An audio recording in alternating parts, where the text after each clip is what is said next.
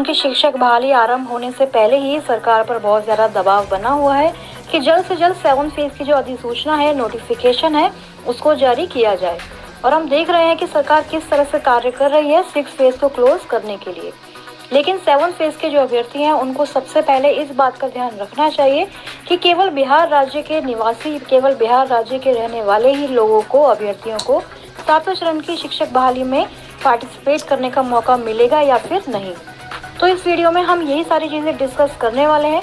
सबसे पहले आपको बता दें कि 7 फेज की बहाली में प्राथमिक से लेकर उच्च माध्यमिक कक्षाओं के शिक्षक, साथ ही प्रधानाध्यापकों की बहाली, उसके साथ लाइब्रेरियन की बहाली होनी है और शारीरिक शिक्षा एवं अनुदेशकों की जो भर्ती है वह भी 7 फेज के अंतर्गत की जानी है। तो सबसे पहले अगर एसटीईटी की बात करें, यानी कि जो माध्यमिक और उच्च माध्यमिक शिक्षक बनने के लिए जो पात्रता परीक्षा ली गई थी, एसटीईटी परीक्षा, उसके अगर नोटिफिकेशन पे आप नज़र डालेंगे तो उसका पॉइंट नंबर 7 सबसे पहले हम देखते हैं, जहाँ पर लिखा गया था कि पेपर 1 के लिए अर्हता। अर्हता का मतलब आपको पता होगा, एलिजिबिलिटी। तो सबसे पहले हम ये बात कर लेते हैं माध्यमिक उच्च माध्यमिक की। उसके बाद प्राथमिक कक्षाओं के लिए क्या स्थानीय नीति लागू होगी, इस पर भी हम चर्चा ज़रूर करेंगे। तो वीडियो में आप बने रहें। चैनल पर पहली बार आए हैं तो सब्सक्राइब ज़रूर कर लें। तो एसटीईटी नोटिफिकेशन के 7 पॉइंट में पेपर 1 यानी कि माध्यमिक कक्षाओं के यदि आप शिक्षक बनना चाहते हैं तो पेपर 1 में आपको अपीयर होना था। उसका अगर पहला ही पॉइंट आप पढ़ेंगे तो पाएंगे कि उसमें लिखा है कि भारत का नागरिक होना चाहिए अभ्यर्थियों को, तथा बिहार राज्य का ही निवासी होना चाहिए। तो देखिए, बिहार राज्य का निवासी जो भी होगा उसी ने ही एसटीईटी परीक्षा यहाँ पर दी होगी और पेपर 1 के लिए वह एलिजिबल हुआ होगा, और अगर वो क्वालिफाई हुआ है तो माध्यमिक कक्षाओं के लिए वह 7वें चरण की बहाली में शिक्षक जरूर बन पाएगा।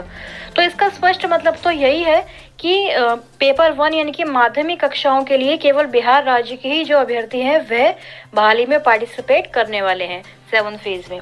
इसके साथ ही पेपर 2 के लिए भी अगर आप देखेंगे तो आप यही पाएंगे। ठीक इसके बाद 9 पॉइंट में अगर आप देखेंगे तो पेपर 2 यानी कि उच्च माध्यमिक कक्षाओं के शिक्षक बनने के लिए पेपर 2 जो आपका लिया गया है उच्च माध्यमिक कक्षाओं के शिक्षक बनने के लिए, उसका भी पहला पॉइंट यही कहता है कि भारत का नागरिक तथा बिहार राज्य के निवासी जो है पेपर 2 के लिए एलिजिबल है। तो यदि बिहार से बाहर के किसी राज्य ने यह परीक्षा पास कर भी ली होगी तो वह बिल्कुल भी इसके लिए एलिजिबल नहीं होगा, चाहे उसको सर्टिफिकेट मिल जाए, लेकिन जब बाद में काउंसलिंग की प्रक्रिया होगी तो उसको छांट दिया जाएगा। तो इसमें यहाँ पर कहने का मतलब यही है कि पेपर 1 माध्यमिक और पेपर 2 उच्च माध्यमिक कक्षाओं के जो शिक्षक बनेंगे वह केवल बिहार राज्य के ही निवासी हों, और स्थानीय नीति यानी कि जिसको हम डोमिसाइल पॉलिसी कहते हैं वह लागू पूरी तरह से हो सकती है माध्यमिक और उच्च माध्यमिक के लिए। लेकिन इसमें जो एक आप कह सकते हैं कि जो एक कंफ्यूजन है या फिर एक छोटा सा जो इसमें एक्सेप्शन आप कह सकते हैं वह है शारीरिक शिक्षा व स्वास्थ्य अनुदेशकों की बहाली में।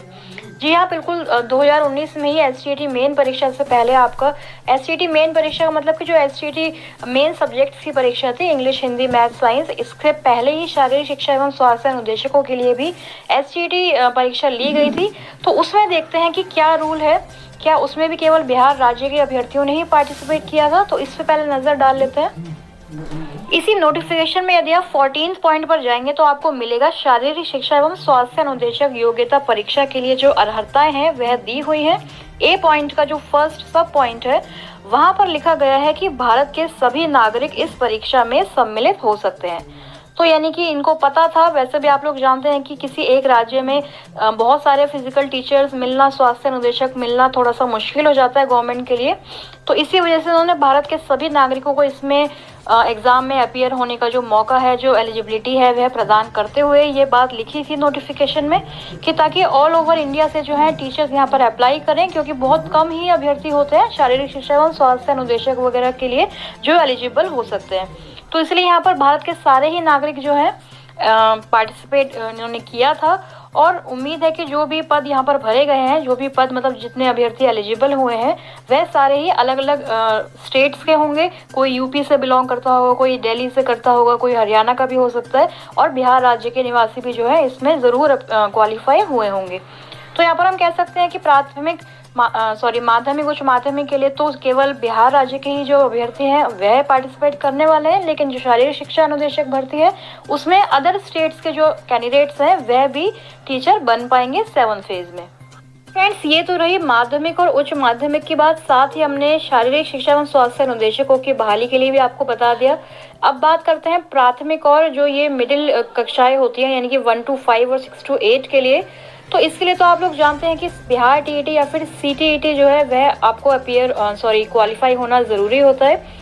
बिहार टीईटी से हमारा मतलब है कि जो साल 2017 में बिहार टीईटी हुआ है, उसके बहुत सारे ऐसे अभ्यर्थी हैं जिनका छठे चरण में अभी चयन नहीं हो पा रहा है।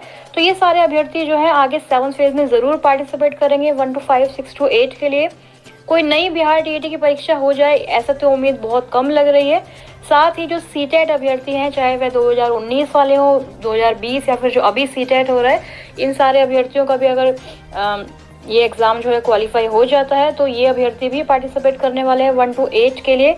तो देखना ही होगा कि केवल बिहार राज्य के अभ्यर्थी ही इसमें पार्टिसिपेट करेंगे, क्योंकि बिहार राज्य में ही ऐसे लाखों अभ्यर्थी हैं, हम कह सकते हैं हज़ारों अभ्यर्थी ऐसे होंगे जो सीटेट क्वालिफाई कर लेंगे। और वैसे भी आपको पता होगा कि बिहार राज्य में 55% पे ही आपका जो सीटेट है माना जाता है। सेंटर में अगर देखें तो 60% पे ही सीबीएसई क्वालिफाई सर्टिफिकेट देता है। तो 55% लाने वाले बहुत सारे उम्मीदवार सरकार को बिहार राज्य के ही मिल जाएंगे। तो हम ये कह सकते हैं कि बाहर के राज्य के अभ्यर्थियों को 7th फेज में ना तो प्राथमिक में मौका मिलना चाहिए और ना ही आगे जो 6 to 8 के लिए नोटिफिकेशन आएगा उसमें ही इनको जगह मिलनी चाहिए। ऐसी चीज़ हम क्यों कह रहे हैं? ऐसा नहीं है कि बाहर के राज्य के जो अभ्यर्थी हैं उनसे हमारी कोई खासी दुश्मनी है, ऐसा नहीं है।